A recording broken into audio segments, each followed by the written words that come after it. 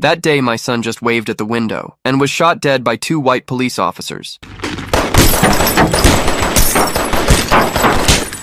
They searched the car afterward, but didn't find any weapons. All that was inside was his driver's license and a college acceptance letter he had just received. The 2 officers immediately panicked, but they didn't think about admitting their mistake. Instead, like always, they handcuffed my son and planted an unregistered handgun next to him. They made it look like my son had attacked an officer, and they had stopped him. You could tell by their smooth actions that this wasn't the first time they had done something like this. It wasn't until later that I got the news of my son's death. When I saw James lying in bed, I completely broke down. I ran into the bathroom and cried uncontrollably. The next morning, we received a report from the police stating that James had been shot on the spot for refusing to surrender while armed. But I didn't believe their investigation for a second. I knew my son too well. He would never do something like that. So I went to find those 2 police officers, hoping they would apologize to James.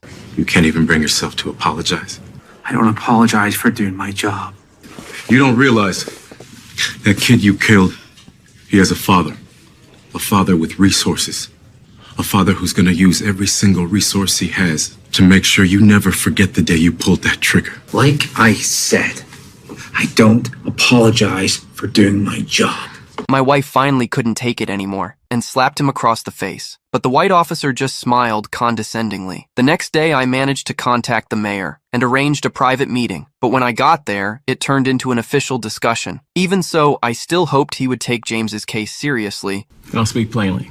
As an institution, we have to trust our officers unless we find evidence to the contrary. You've seen the defense lawyers attack them in court. If we lose that deference, then every slick lawyer in the country will be walking shysters down the street. He also promised to get me the highest possible compensation within his power, but on the condition that I would never bring up the case again. I flat out rejected his offer. Back home, I reached out to an officer I had helped in the past, hoping he could help me find some clues. So he used his position to sneak into the archives. Sure enough, he found something. The records showed that 3 years ago, the same 2 officers had killed a boy for refusing to surrender while armed, and the gun found at the scene was exactly the same as the one next to James. So I went to the address in the email and found the boy's family from that case. But the boy's father thought I was there to cause trouble. Hey, fellas, is there a problem?